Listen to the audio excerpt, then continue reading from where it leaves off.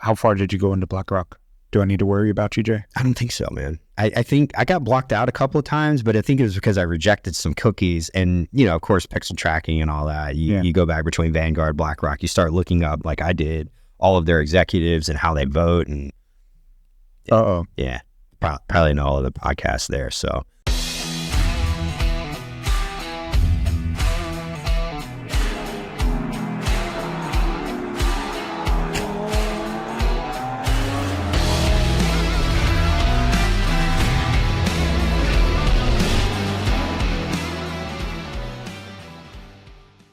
So here we are on another podcast. Yeah, episode, I don't know, 900? 900. We'll call it 900. But it is a good episode. We're getting up there in the count. We're getting super excited. And we're super pleased with the people that we've had on the show. Dude. And new people that are coming in on the show. We've got another big one coming up. Some heavyweights, man.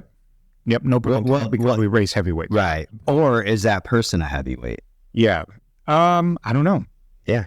I don't know. We'll find, we'll have to, we'll see what's going on. Little teaser. Yeah. Yeah. So we're super excited about what's happening because there's a bunch of stuff that's a bunch of big famous people. Yeah. We've got. A little intimidating. Huh? Yeah. It's going to be pretty cool. We're super excited. But we're coming off on a crazy busy week. How was the week?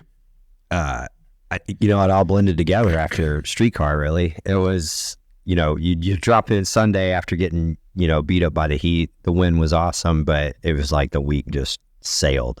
You look up and it's Thursday. Yeah, same thing. It's the same.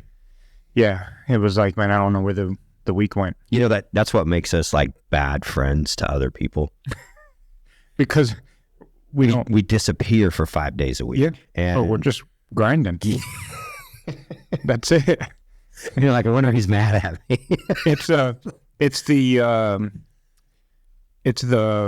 things that it takes to have the fun that weekend, and then you got to catch up. Yes. So it's one weekend. You got to catch up for the next week and a half. It's so true, man.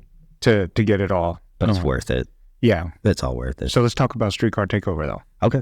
Because Zilla was on it. Yeah, we tore that bitch up, and that was a good outing. The heat was discouraged a lot of folks, so obviously there wasn't a ton of people in our class. Yeah, but that's fun. We had talked about something earlier, and it came to fruition. Remember, we had talked. I guess it was a phone conversation. You're like, "Hey, these Coyote trucks, they're going to be in our division." Yeah, and guess what? He was there. Hey, one of them was there. Yeah. It was a fast truck, dude. Yes. So I want to talk about real quick. How long have you been in this pursuit of racing Zilla? And not owning, driving, and all that. How long in the pursuit of racing competitively have you been in this pursuit with Zilla? Has it been 4 years? 3. 3 years? Okay. And 3 years you've been hunting this competitiveness with the car. How does it feel to finally start being competitive and have some success? Oh, totally different. I mean, the drive is different now, right? It is. You get into a spot like when you're growing a car. I equate it as like maybe a business or something, but you buy a car, you get some ideas, you do some mods, and then you have goals, right? And then you start attaching goals to it. And one of the goals for me was, number one, is to learn the actual track. I've always been, growing up on the street or whatever. But the track etiquette, the rules, and all that stuff, and that stuff came really quickly. Recently is when I started placing, like, there's some. Well, it was before I even came over to Baily's. I had some goals, but when we came over, we associated some goals of like, hey, I want to be competitive within that team, right? Number one, because you guys before I came over, you had some fast cars on the team, right? And there still is. Yeah. So that's a group of folks. Like I told you, I think it was maybe even episode 1 that.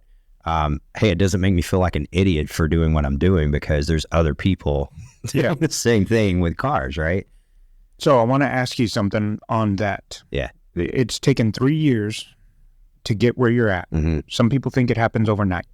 No. Some people think you can walk in and just say, I want to do this. And then, bam, 3 months later, you're doing it. Right. That's a bad misconception. I think so, yeah. Okay, so when you were doing the first round of goals and you kept hitting the roadblocks, the issues, the problems, back to back to back, and not so much focusing on who was doing the work, but you as an individual, what was that doing to you for self-esteem? Were you getting tired? Were you getting worn out? Were you starting to lose hope? What was that like? No? Okay. But you know why? Why? Because I saw you on social media doing it. So you knew it could happen. I already knew it could happen. Okay. I was just on the wrong place. And this is a pretty good topic, but the same guy that fucked my car up really bad, fucked a buddy in my car. It just got through doing the same thing.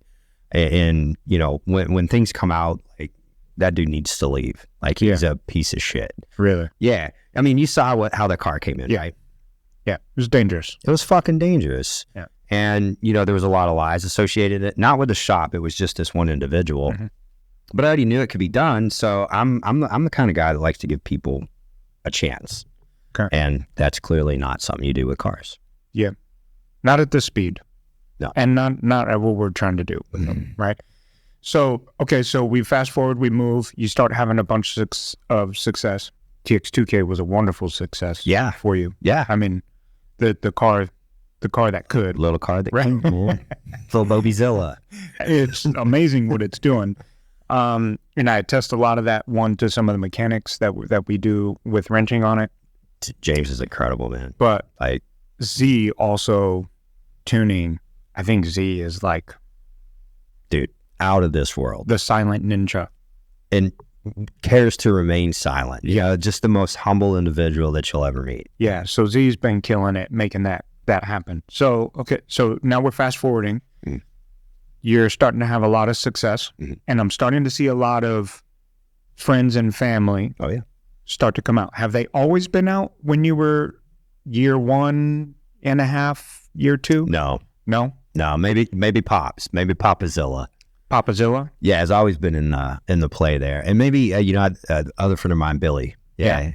He'd always try to make it. But just recently, that's how we acquired. Is that due to social media presence that people want to come and see you? Or is it because the car's starting to put on a show? Both. Yeah? Yeah, because, if the car puts on a show, it's just, at a track, right?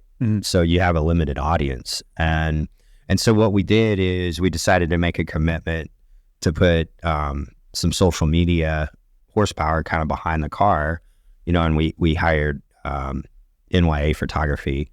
She does all of our social. She produces this podcast. Tori's an incredible individual. So what we did is we started to put that, out, and people saw, hey, look, that looks like a ton of fun. And people that aren't necessarily like in race cars. Yeah. They just want to see it. That's pretty cool, isn't it? It really is. Yeah, that's a whole new brand of people, right? And here's the even, I think one of the things that we take for granted sometimes is like you and I, our kids are out there all the time, but these other kids that are coming out. How does that make you feel with all these people showing up to watch? Oh, it makes it so much more about that experience than the few seconds we get to spend in the car going down the track. Yeah. It's almost equal. Does it add any more pressure to you? No. We're the same individuals that everybody else is. We may just have a few things loose upstairs to make us want to go fast. Right. But we're still, once that hat comes off, I am still a guy who knows how to tighten and loosen bolts, and you're still a guy that knows how to build. Knows how to build palms. Right. Yeah. That's exactly it. So it was humbling, and I was talking with Tori about it, and was just sharing the experiences, like, looking at some of her footage and her sharing some of that footage, not just for, other people, but for me, because you're at the track and you're focused on racing and winning, and you got a shot at something, like you become hyper focused and you forget all of what happened. Yep. So, 20, 30 years ago, that sucks. Those guys and gals didn't get to experience like reliving it through media and It social becomes a media. blur. Yeah, you get Polaroid, Yep. Pictures, which are still cool. It becomes a blur. It's I can attest to that because I have a very small memory of the first time I won TX2K. I have pictures. Like 7.7 seconds. No, that was yeah, in time, yeah. But like the whole running up to you're in the winner's circle kind of thing. Yeah. You get out. It's like it just boom, boom, boom, boom, boom. Yeah. And then time to load up. But Eddie caught it all, right? Yeah. So, which is why I think, one, if you're a shop or an individual like Zilla trying to pursue social media stuff with it, you got to have NYA photography. You got to have Eddie. You got to have somebody on your side. It's a crew. Preferably one of the two. Yes. I'm just biased opinions, but preferably one of the two. And then you can get all that stuff documented and relive it because they capture some responses from individuals outside of what we're focused on, right? Right. Because we had let's do a run up. Mm-hmm. Tire pressure, way low. Mm. We had issues. Compressor wasn't working, generator wasn't working. Flip the breaker. Nothing. Like, I'm getting frustrated. Oh, me too. Right? Because I'm like, man, I just need air. Where's air in tire? This is like prehistoric stuff. Air in tire. Why am I struggling getting air in tire? This is ridiculous. So, but we had all that stress. It wasn't sunshine and rainbows the whole way that we're going down the track. No. Right? So we had a lot of issues. Everybody was there to get the raw footage of it. Yeah. Front row seats. Right. To what it takes to run. It's just not drive up to the lanes, pull up, do your burnout, and race. Yeah. We were running all over the place trying to get stuff done. We had Garrett out there with SRT Scarlet. We had Ken, USS Scott. Yes. Rob Wilson was out there, no car. I mean, it was fun because we had extra support, just all over. And then you guys showing up was huge. Yeah, because we got diagnosed a problem with Garrett's. Right. We had diagnosed some issues with USS Scott, which these are all issues that, like in a normal day-to-day drive, is okay. Yeah. Nobody would ever notice it. You'd be like, yeah, it's fine. But when it gets out to the track, everything, it shows its face, and it has to be perfect. Right. And it's extrapolated. And if you keep going on that same, it'll grind the motor. Mm-hmm. Yeah. So, we ran into those, but then you go, so all that work, and we line up against that F-150, and you cross that. The first time or the second time? Second. Okay. Second time. Yeah. So for the final. I want to talk about the first couple of times, dude. So I was telling you, that was the first time we had traction issues since the car's been at your shop. Yeah. And so that pulled my confidence level down, right? Because in my head, I'm having to go back through and figure out something different to make sure that those tires are hooking as a driver, right? You can only do so much with a tune. You can pull some stuff out. But at the end of the day, when you have a greasy track and you're trying to relay down a qualifying pass. So the track surface temp was 130 degrees, just for reference. And bubbling. It was literally like, I was watching it. Yeah. It was hot. Yes. Unbelievably hot. So that's a challenge in itself to get traction. But go ahead. What'd you do? Yeah, I mean, what was that process like? You start panicking. Yeah, the first one was blowing the tires off on that. Not a big issue, but we weren't running any nitrous. Like we were just straight motor. So that in my head is an issue, and I'm like, I'm looking at the time. I'm calculating the sunset, when we may come up to get another hit or start the race. And I'm like, we're having to tune for all that. Okay, but why are you calculating sunset? Well, why are you trying to figure out the sunset? Yeah. Explain that. So as the sun moves, there's certain parts of the track, and the way that track I feel like is designed, or was by dumb luck. I guess around 6 o'clock it starts to shadow the burnout box, and then from 6 on it starts to shadow over the rest of the track. Not all the way down the track, but that issue. And as soon as you get the sun off of that portion of the track, the conditions drastically improve. Correct. Like over an hour. Yeah, I mean, they come around pretty quick. Very fast. Yes. Because we were making changes in the pits for your second pass to try to get it to hook, and then the track was like starting to take off. Like the track was really starting to take off and really be good. Yeah, I didn't see any of that though. Yeah, so we were making the change. I'm up there watching the track, and I'm just like, man, come on, old girl. Yeah. Come on, old girl. Because we know TJ's doing his Just thing. get it. Just get it. Come on, old girl. You got it. And she came around. Yeah, she did. You know, and she did really good. But there's still that doubt. So past 2 and 3, did you have that doubt? Past 2, yes. So it came up. Okay. Same kind of scenario. Against better advice, still used the 2-step.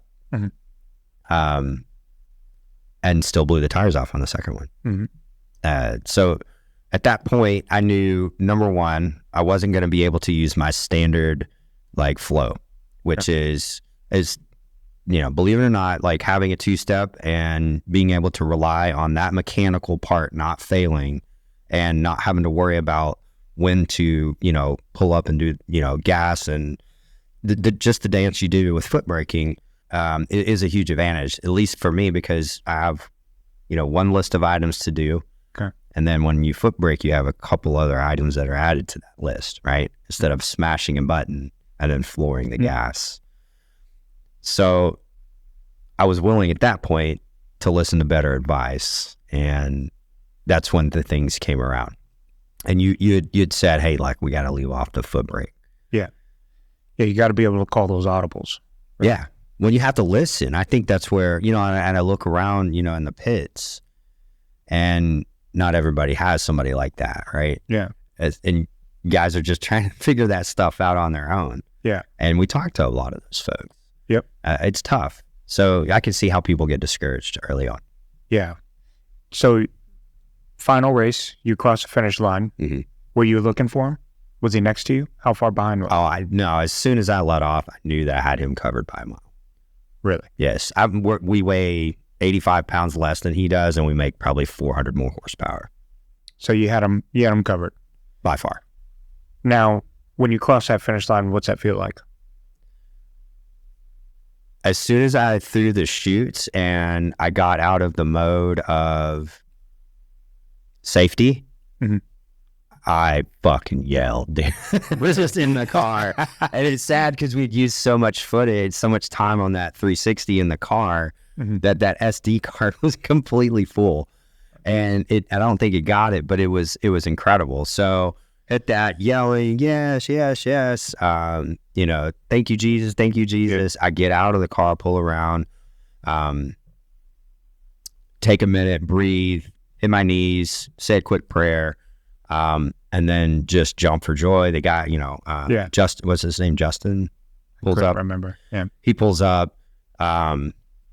He was like, man, hey, good run, blah, blah, blah. And, you know, he said, man, I only trapped like 148. And I was like, that's good, you know? Yeah. And in the back of my mind, I'm like, you needed to trap 160 to be competitive. Yeah. But I was like, yeah. And he's such a cool dude, by the way. Like, it was a great team. It really is. And the way they tune that thing, and, you know, that's a good setup for that truck. So props to him. Yeah. But yeah, I rolled up that chute, dude. And I couldn't wait to get back to the pits. Nice. Yeah. So at the starting line, our view, because you don't get that as a driver. You're out there at the top end by yourself. Right. Right. You get the win, the first rush of celebration, everything. You're just by yourself up there. Right. Got to roll it up, pack it in. Yeah. So I am always intrigued by what happens at the starting line. So the celebrations at the starting line were nuts. Really? Yeah. Because TJ was calling that truck to be an 8-second truck. I'm going to bust off an 8. All right, Jay. Great. And Jay needs to be on it. So the whole way we're waiting for the truck to just finish. Yeah. Right? Yeah. And you stayed. You held it off. Yeah. And everybody was amazed. Yeah. Because everybody's Team Coyote. Turbo Coyote. I love that truck. All hail truck, right? It's a cool truck. You have to be for it. It is. So we were all celebrating. We were jumping around crazy. It was a great time. We all load in the support minivan. Yes. Yeah. The trackside support minivan. Dude, that was such a clutch call. Yeah, because it had AC. Yeah. So that was really Victoria nice. actually survived because of the clutch minivan. Yeah, because it had AC. So we're heading back, and everybody's super excited that you won. But probably halfway back to the pits, we pass Papa Zilla. Yeah. Because we were up celebrating, doing all kinds of things, whatever. Papa Zilla already beelined over to you. Oh, yeah. And we passed Papa Zilla, and everybody's laughing in the van, having fun. And I can see Papa Zilla tearing up. Yep. So how was that experience for you to see your dad's response to your win? So that response it's an incredible response, and it's not one that I've seen lately. Like my dad was my coach for a long time. Yeah. So I've seen the response before. And I've seen the joy, but for that, in something that he never really imagined him or any of his kids probably getting into, that he had a real passion for, for that to come to fruition and, win some hardware and a little bit of money. Yeah. That was huge for him just because he knows what goes into it. Yeah. Yeah. And it's cool. You get to see at this age, I mean, seriously, like there's not a lot of things we can do to compete. Yeah. I mean, we're not golfers. Yeah. So, high fives on the golf course, we can't really play football anymore. We can't really power lift anymore. There's things that we can't do. And so competing at this level, like and my dad be a spectator or be a part of it is something that doesn't happen often at this age, right? Yeah. That's a very special thing. That's really cool. Yeah. So you brought it all home, brought the hardware home. It was a great win. Yeah. But on another topic of today, something that you want to talk about. How would all that work if we had AI controlling the cars? and all you had to do is just maybe steer it. No, we would just remotely. We wouldn't even be there, dude. No. We would be behind, computers with headphones. That's so cool. It'd be Zilla AI. Is that the future of racing, though? Can you see No. AI coming into racing? AI is already in racing, by the way. Like, you have to look at F1, and I don't know if you know a lot about F1, but there's not too much. So many algorithms tied to how not even like F1 has this huge following, not just at the track, but off the track. Okay. And it is simulated, and it's a lot like a fantasy football thing. And then inside of F1, and I don't know all the details, but inside of F1, the statistical analysis that goes on every second on those cars as they make passes around that track is unreal. It is reading, it is making suggestions. They are loading over-the-air tunes. Yeah. It's crazy. So AI in the racing world. So you're here to educate our audience. Not so much on AI. I mean, yes, on AI. And I think we spend some time today talking about AI, how it's already influencing most people, and like what are some of the misconceptions around it. And then, I want to dive into some scary stuff. Tori, can you get my tinfoil hat, please? Because AI, or what did a great person say? AI artificial intelligence consists of 2 letters. Yeah. Was that Kamala Harris? I try not. AI is 2 letters. Dude, if she used more AI, she may stand a chance. I'm not going to lie. Because you put her in front of a crowd, dude, she falls apart. But so I'm curious what AI is, because it is truly scary. But it did help us on the way back from racing, from at the track. Sure. We wrote 3 blogs using AI. Absolutely.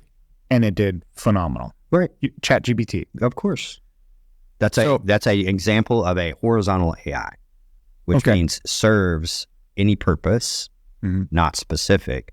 The data that it has is only what you feed it and what's available on the web. So we put keywords in. It's all we did. Hellcat, J, Street Car Takeover, drag racing, against a truck, a win, times, and it wrote a blog. Like a dang good blog. And I'm like, that's impressive. It is. And in 20, 30 minutes, we had 3 blogs. Yeah. One for Zilla, for Ken, and we've got one for Garrett. Yeah.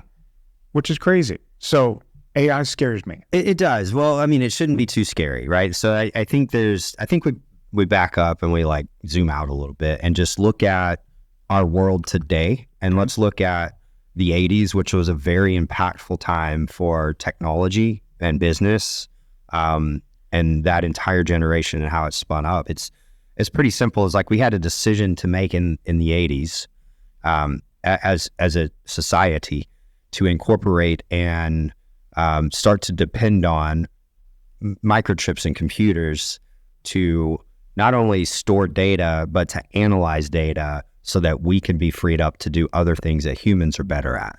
And that's really kind of the revolution of it. Not, if you back up even further, the internet, late 60s, early 70s, but is more military type use, right?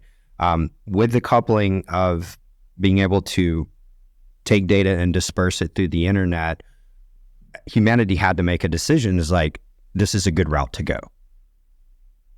Because if AI. No, not AI. Just using a computer. Oh, okay. This is 1980. Yeah. Like the Coke was good.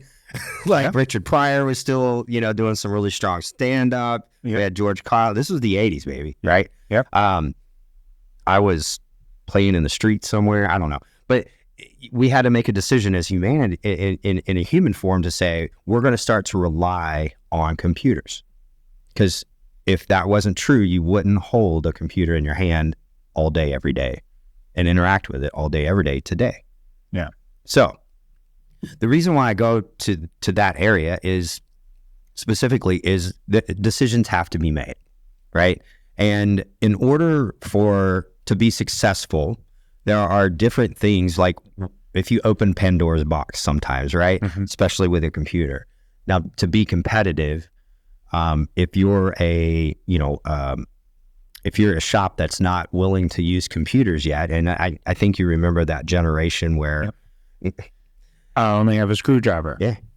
Right. That's all they're going to do. And it applies to cars, right? And in the car industry, you saw leaning more towards electronic fuel injection, and the onboard PCs became more part of the car. Yeah. And so you saw it from a different perspective, right? Mm-hmm. So when did that really start to happen? Was that late 80s, early 90s? For Dodge's big jump? No, just any car. Any car. Probably 90s. Yeah. It really started. The 80s were kind of OBS stuff. Right. So 80s, 90s, late 90s, it started getting really good. Yeah. And really advanced. Right. And then 2000s. We're like, what the hell? Like, Now you got a computer for everything to run a certain thing. Right. And now they have extended reality in the Escalades, mm-hmm. right? To where it's thermal imaging and facial recognition driving down the road. That's crazy. It's crazy because that's a big industry. Let's think about that. To be able to trust, algorithms and computers, basic hardware and algorithms to help automobiles be more efficient, faster, better, all that stuff. Yeah. Right. So you saw that. Now we're at another juncture. And it's as simple as it has ever been, right? Generation X is it's kind of cool to see, because we are the generation that started using the internet, mm-hmm. and we're going to be the generation that is pioneering right now AI. So, if you're a business owner, if you're like Tori, you're a content creator, I need to figure out what tools I can use, right? That make me faster and better than my competitors, right? Yep. So all of those tools, you start to think about it and you're like, wow, I need another person. So what do we know about labor today? It's expensive. It's so hard to get to. Mm-hmm. Hard to get, doesn't come easy, and expensive. And it's emotional. More money to do less. Right. And it comes with emotion. Mm-hmm. There's management. Mm-hmm. Do you manage ChatGPT? Do you tell it when to come to work? No. Do you tell it how to create things, or you just suggest? Just suggest. And it does it. Yeah. Do you pay it a little bit? I mean, so if you look at it this way, it's humankind saying we have to be more efficient in areas in life and business because we want time to free up to do more things like race cars and hunt and, do all that kind of stuff. Because, I mean, let's just be real. Hammering out a blog, like, would have taken forever. Writing is hard, dude. Yeah. But it's something that's completely can be outsourced because it's not a unique human thing. Okay. Think about it like that. Yeah. So what do you think that's going to do to the workforce and labor? Yeah. If we start relying on Chat GPT or AI to do a lot of that, what do you think it's going to do to the workforce? Is this going to hinder it? Is it going to hurt it? Is the next generation going to be dumber? Yeah. Because now they don't have to figure out how to write 500-word essays? See, it's I did a podcast like 4 or 5 years ago on this same topic. Okay. And that was when I accepted the company Talent Robot, right? Because there was things that I was wanting to do to supercharge recruiting and be able to transfer data back and forth quickly, more efficiently, so that we can make better decisions on hiring people. That was it. That was the whole goal. Okay. During that podcast, it was real simple. It was I explained the same thing. Is in order for someone to be efficient, in order for someone to do the things that are almost required of you today, right? Because let me tell you, if you're not blogging, if you're not doing those types of things, and you're, in business, you're not competitive, right? And what happens is you've got this. Hey, do I expand my workforce or do I use better tools?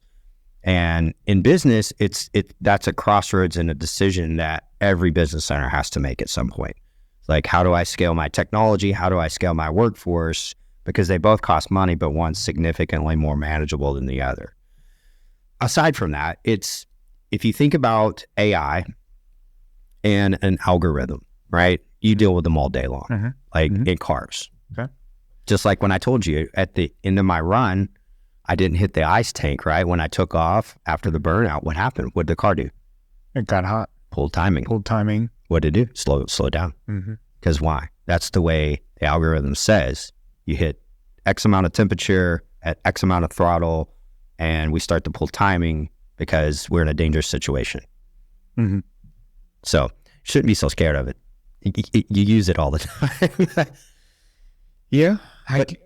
But here's the thing: I'll reference another decision that humankind has made. Also, is to carry supercomputers in your hand, right? That in the early 90s, these phones became different, right? They weren't just things you talked on. You started messaging. Then it started becoming a place where you could get on the internet and you could transfer pictures and you could listen to music. And now it's your number one source for the internet. And now it's the number one source for all your social media. And now it's your number one source for all your music. I mean, the days of boomboxes and things like that, they're gone, right? Yeah. Because we wanted to become more efficient. And so if you look at humans, that's just who we are. So AI is a natural product of something that has already been started. It's just the next progression. I see. So there's no law governing, hey, you must do this or must do that, except for a couple most people don't know about. Not laws, but things that just happen right now that most people don't know. Like, there is an AI that controls, and I'll talk a little bit more about it, that controls $21.6 trillion in assets in the US, every EFT in the bank, and all of the major investment firms. An AI tells when and where, how to move money. And it's not just money, it's your money, it's the bank's money, it's global currency, it's exchange rates, it's everything. Faster than your brain can send a signal to the end of your finger to move your finger. It's It's called Aladdin. So Aladdin So can get real greedy and mess everybody up one day. no. So Aladdin doesn't have the ability to think on its own. You got to think about that, right? So you've got around 5,000 supercomputers. But it's artificial intelligence. Correct, but it's collective intelligence. Okay. So collective intelligence and artificial intelligence, some of the same aspects, right? Collective intelligence is just including the human aspect in what AI is. ChatGPT is not just going to go write a blog for you unless you prompt it. Okay. Right? Yeah. Okay. So someone can go in and change Aladdin to move money into their own personal stuff and ruin All day. But nobody has really, I mean, it is, if you'll think about it like this, it's a standalone kind of a neural network, but it is influenced by humans. Yeah. Because what it does is impossible for humans to do. Yeah. So I can understand the neural network because Dodge has neural networking. Sure. And GM is just about to go, well, the C8 just went to neural networking. So I can understand the neural network. Right. Which There's benefits. there is. There is. So the scary thing with AI, I guess, is the name of it. It's new. Artificial intelligence. Hooked it up with the movie. Yeah. So I'm thinking like You're at the very top of the food chain. we as in America or we as in humans? Okay. We're at the very top of the food chain, and not by a slim margin. Yeah.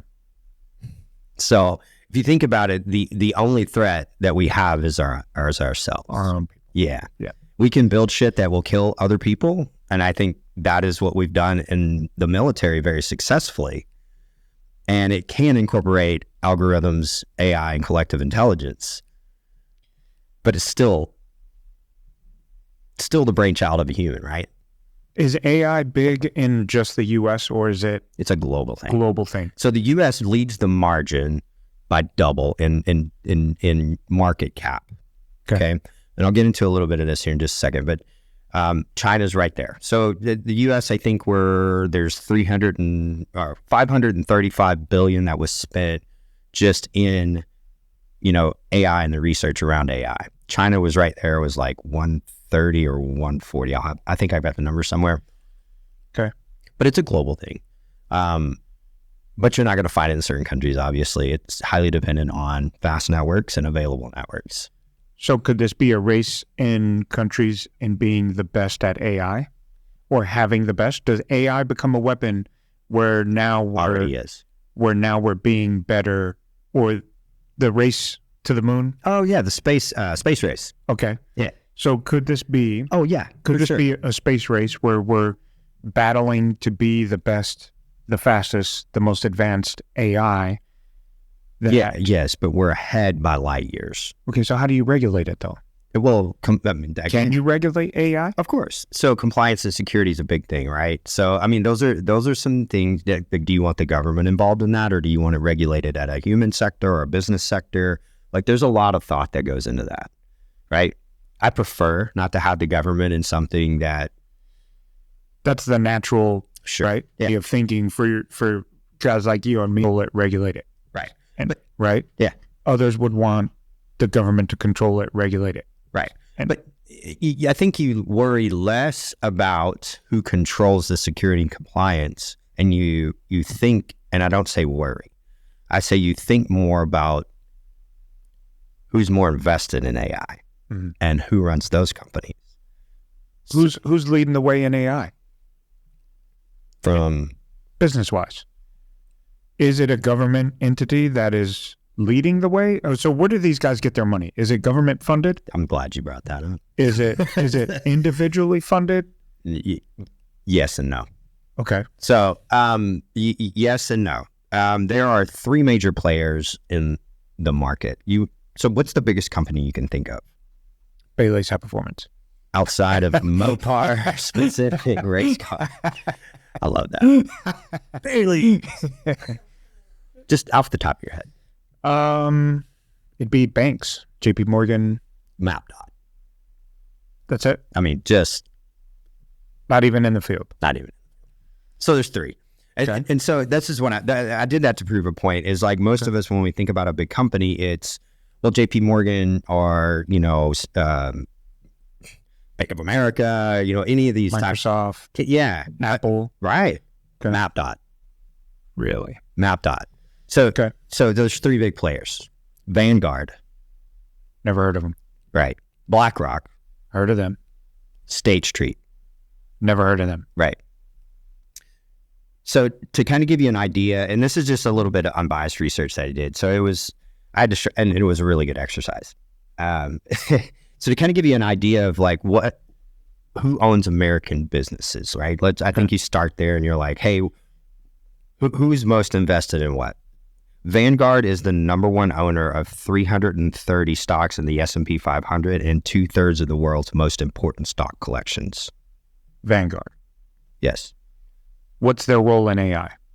I'm getting there. Okay. Vanguard and BlackRock are the top two owners of Time Warner Cable, Comcast, Disney, and all its subsidiaries, News Corp, 4 of the 6 media companies, and control more than 90% of the media landscape. BlackRock and Vanguard. Correct. Wow. Okay. State Street was the number one investor, was a lead investor in the Saudi pipeline infrastructure, and owns 90% of that. Guess who owns State Street? BlackRock. Yes. Wow.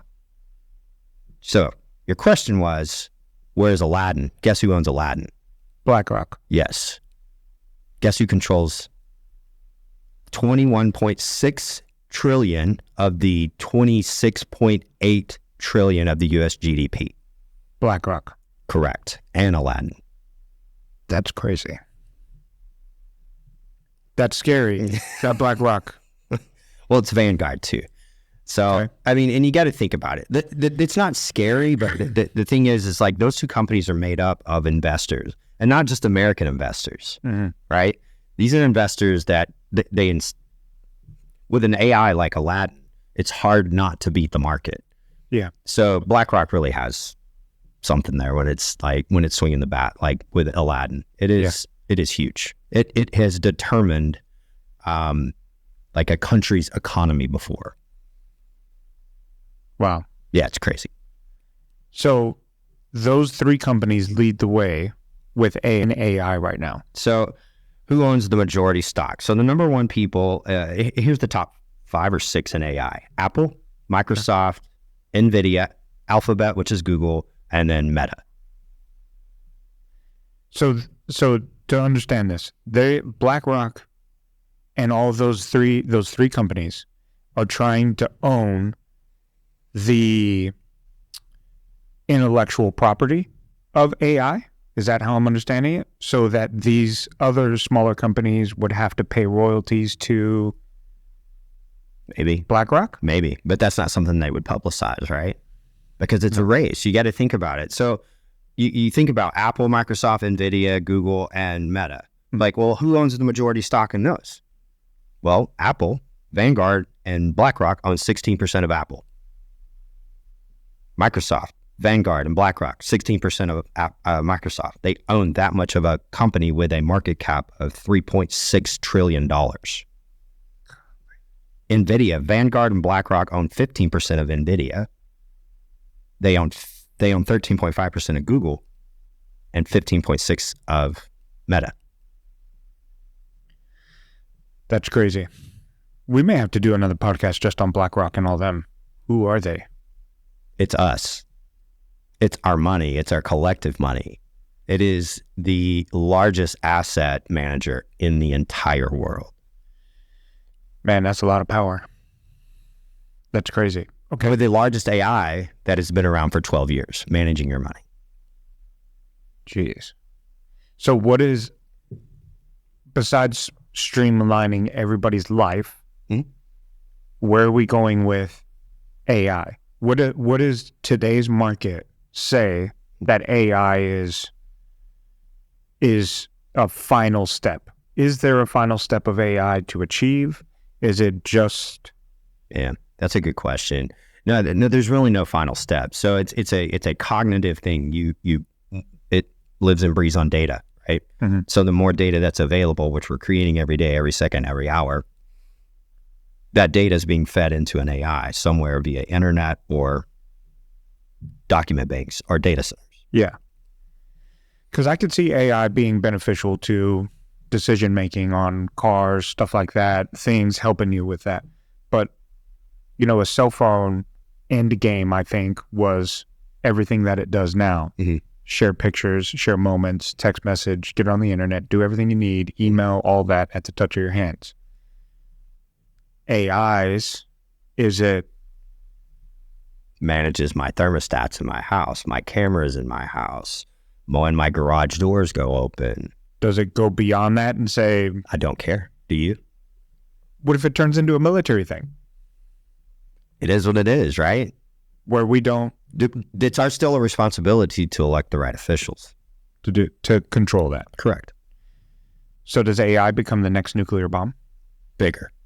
Bigger than that. Bigger. Not have good intentions. Like guns don't kill people, people kill people. That's a good way to look at it. It's the only way. Yeah. Okay. Okay. It's just a product of what we've done, right? So as a business owner now, you have to have it to be competitive. Do you think so? There's no doubt. So if you're not a business owner and you don't use AI, mm-hmm. let's just say Baily's High Performance waits 2 years to start implementing AI mm-hmm. in whatever facet that may be. Mm-hmm. Am I that far behind? 2 years? Yeah, I would say so, because businesses that aren't looking how to outsource things that humans do repetitively to free up that human to do something more human are going to hire more people, which costs more than the solution that AI would provide. How do you define that though? Well, cost. I mean, you're a business owner.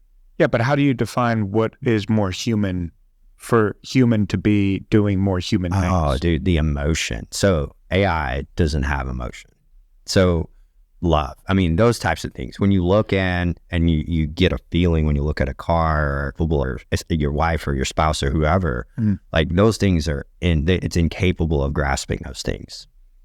It can describe them, but it's incapable. So like showing passion towards something, like if I walked into your shop and never met anybody but a robot, yeah, probably wouldn't be here, right? It's a connection. Gotcha. So how in a world of automotive does AI help a business like mine? Well, you're already using it. Besides what's in the car, how does AI in my office where personnel is, how could AI help what I do? Well, so you're building a new building, right? Yeah. I would suggest getting a smart integration to control your HVAC so that you save a little money there, because this is a new shop's going to have HVAC, right? Mm-hmm. Your security, same thing. Now, if we dive into more, you're talking accounting, email, follow-up, drip campaigns. So you can create AI to respond to an email? Of course. You should assume right now that most of the emails that you're getting back are somewhat drafted by AI. No way. They can't be. So when you're in your Gmail application, does it not try to finish your sentence? When you're texting, does it not try to finish your sentence? How much of the text that you put out into the universe is called text predict, not AI. That is AI. Damn it. It's all it is. It's just intelligence of like, hey, this is what seems to be coming next. Okay, so I don't involve... It's called predictive analysis, to be specific. So right now, if you email Baily's High Performance, you get Marlene that emails you back. Right. But you're saying that I can integrate AI and teach it. When Marlene wants to step in, it will let Marlene know, hey, this is where you need to step in. I'm unable. Like, and it will pull, and it's behind the scenes. Oh, wow. Yeah, it's crazy. So I can train an AI to respond on the normal day-to-day questions. Yes. Will you put Chris on the phone to hear my car? Yes. Okay. No, sorry. We can't do this. Yes. Right? So, and it's all based on, so that would be a vertical AI. So you've got your basis of a horizontal AI, which is agnostic to any sort of data outside of the internet or what it's fed. Okay. A vertical AI, like what we build at BOMO, is designed to incorporate data from your specific business and incorporate the horizontal AI to make a specific assistant so that you can build in the things that you want. Can you call in to AI? Absolutely. So from my phone, I've had the ability for 4 years now to go and look for a restaurant on Google. And in some way, and it's gotten more over the years, is I'm able to say, hey, make a reservation and punch that button. And yes, Gemini would call that specific restaurant and make a reservation, report back to me what time my reservation was, or suggest another restaurant closer. What? Yeah. Before we wrap up this items, you and I would live totally different lives without algorithms. I feel like you're giving me the red pill or the blue pill. I kind of am. Because who was it that came on? Oh, it was Tyler that busted your ass about the social media. Yeah. Well, need to get on it. Because we're at this crossroads right now, business-wise. Do we hire an individual to help sell packages, things like that, answer the phones, things of that? Or how? But see, AI is space talk.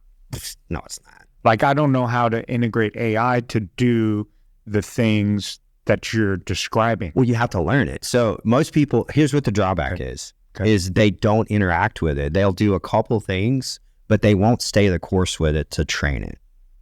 ChatGPT, for instance, you were going in, you write a blog. That's great. You go back to that same chat and you're like, hey, I want to go back to that blog, but I want to make it a short form content. Here you go. Here's a suggestion. And you use that chat to come back to analyze and just, you really milk a piece of content that way. I mean, I'm sure Tori uses it all the time. I like that, but can you please insert more emojis? Probably. And it does it? Probably. Because she's the queen of emojis. She does. I actually love that about Tori. That's how I know that it's real. Well, and she's telling you, if you know her, she's telling you how her day's going. Yeah. You can see the emotion in the emojis. Right. But if you tell me that Tori is doing that with AI, then I'm going to be sad. No. Because I'm like, yeah, that's Tori, but AI fooled me. Predictive text, we'll call it. Okay. We'll call it predictive text. Tori, are you putting the emojis in there? 100%. Okay, so AI is not doing Tori. She's not doing the emoji. And adds the emotion to the AI that's text. This is exactly what I've been trying to explain, is the incapabilities of AI are what we're humanly capable of.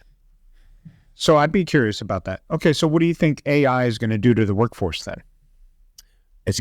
So we're at a crossroads again. So you think about that. You go back to the 80s. What did the computer do to the workforce? Only assisted, but everybody thought it was going to take over. Right. And what did people have to do when computers were the mainstay in business? They had to learn them. Mm-hmm. So you think AI can just streamline the workforce, but not necessarily get rid of the workforce or replace the workforce? Already is. So, but the future end game is never to replace a workforce. Why not? There are things that we do that we're not actually good at. Yeah. Because emotion is a double-edged sword. Yeah. Comes into play. Yes. And it's hard to take out. It's hard to take out of business decisions, life decisions. You're good at it. My brother's excellent at it. And it's not because, he was born that way. It's probably because of trauma. But, to discard it's really hard. Yeah. And they try that really hard in the profession that I grew up in, that Tori's been in forever. And that's HR and recruiting. Is recruiter bias is really hard because at the end of the day, you're the gatekeeper for anybody that's hired at that company. And you're looking at somebody's skin color, who they are, you're talking to them on the phone, you're looking at their resume, and you instantly become a judge. That's very interesting. Yeah. Very interesting. And I may have to look into how AI can improve. Happy to help. That whole scenario of that. So what does AI do for you in your world?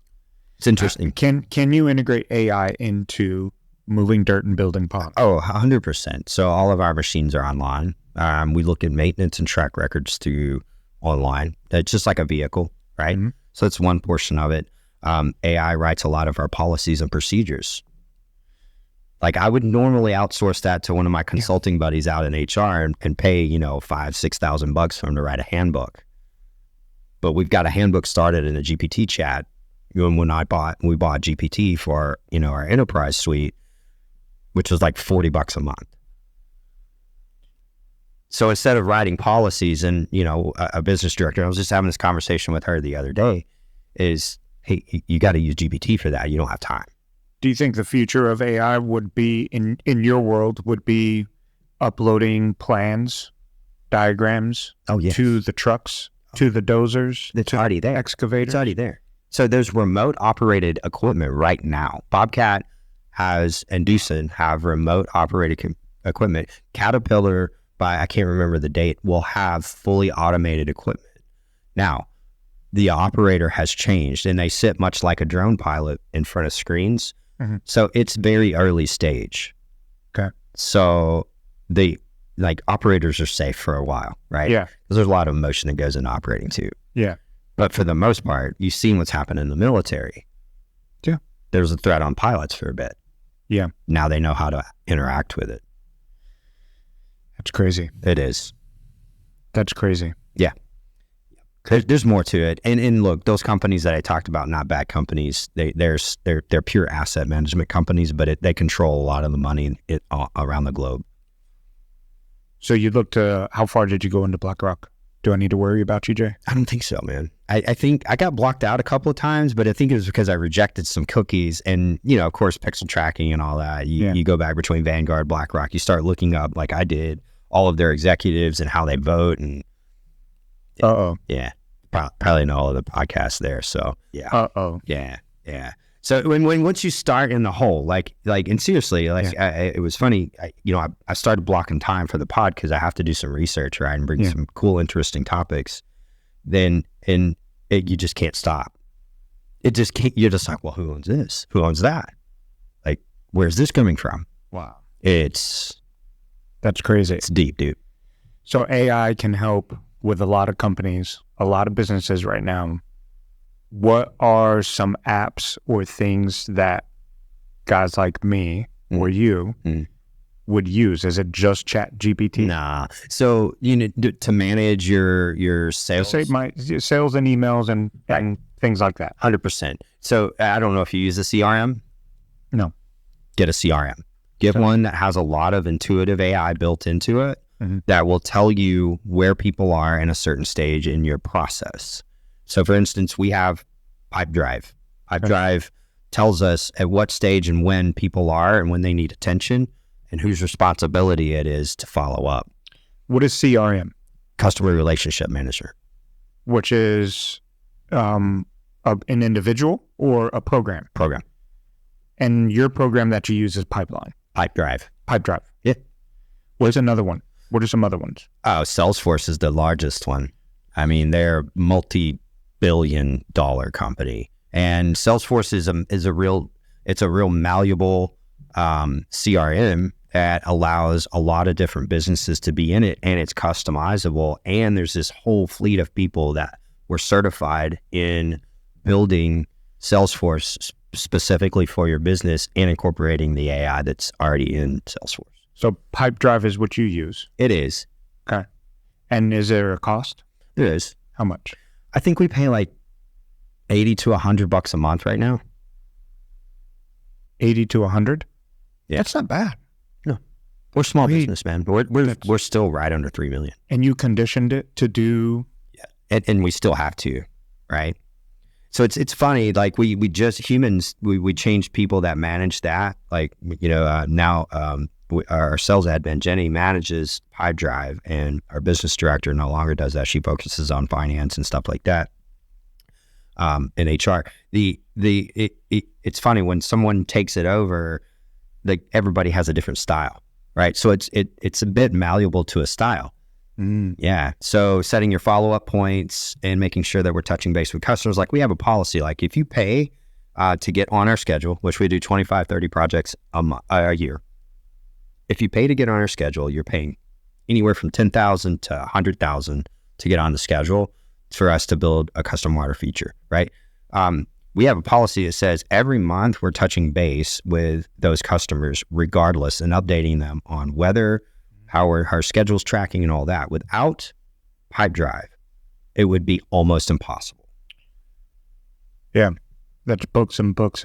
But that's where we shine in our business, because we did a competitive analysis on the other companies. And here's the advantage, and this is the last thing that I'll wrap up with, is there's a difference between a company like mine that's 5 years old and my competitors, which are 30 and 40 years old. Yeah. Their advantage is that they have a book of business and they have a name just via word of mouth. I'm a 5-year-old business, and what do I have to do to be competitive? I have to outperform, and I have to use AI, and I have to find their weak points, and I have to do better. Which AI lets you outperform? With less people.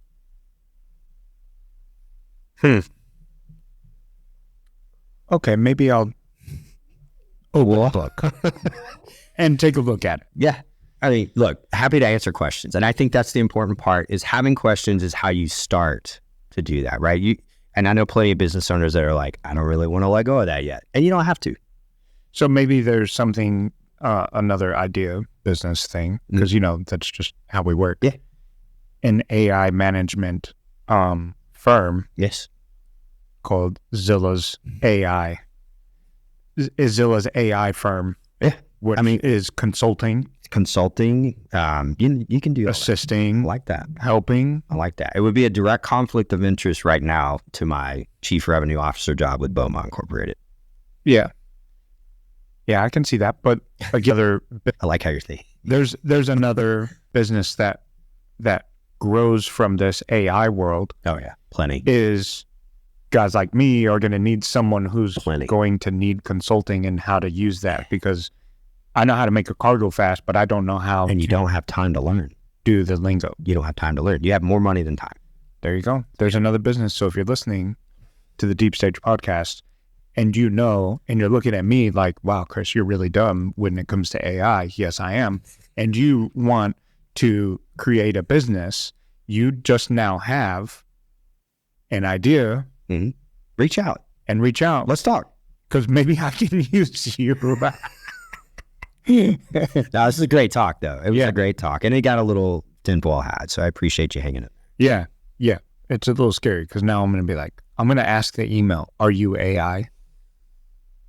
I swear to God, if I get emails from you asking me if I'm AI, I'm going to screenshot that shit and put them on your fucking timeline. Is this a query response or an AI response? Which one is this? It does not matter. Okay. So we don't ask that? No. Okay. Sorry, that would be the weird guy asking, is this AI? Yeah. Okay. All right. We won't do that. Okay. You just assume. Well, that was a good one. I like that. Very educational. That was awesome. Yeah. So until then, we'll be back here for the next Deep Stage. That's right. And I think I've got a pretty exciting one that's going to come on. I love it. And he's going to be really big with Mopars. Oh. So you and me being Mopars. Yeah. It's going to be exciting. Yeah. But this guy's really paved the way in the car show scene and all that stuff when it comes to Mopars, and I think has really made a huge name for himself in the Mopar world. Love it, dude. So we're going to have him on. I'm excited about him, kind of see what he does on the back end of things, and we're excited to have him on. That's awesome, man. Well, good pod. All right. That was awesome. Cool. We'll see you guys. Stay tuned for the next episode 901.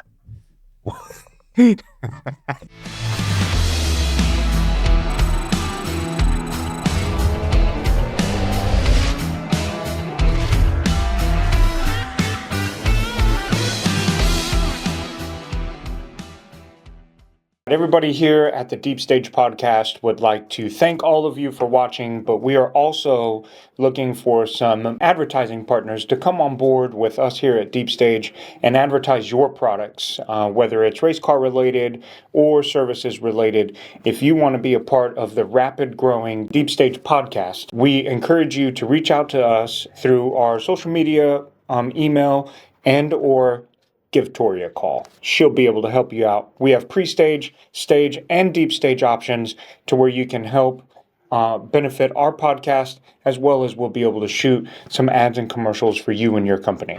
So we appreciate you guys for watching, and we hope that you still like and subscribe, and that you guys always come on board with helping some of your local podcasts, and specifically the Deep Stage Podcast.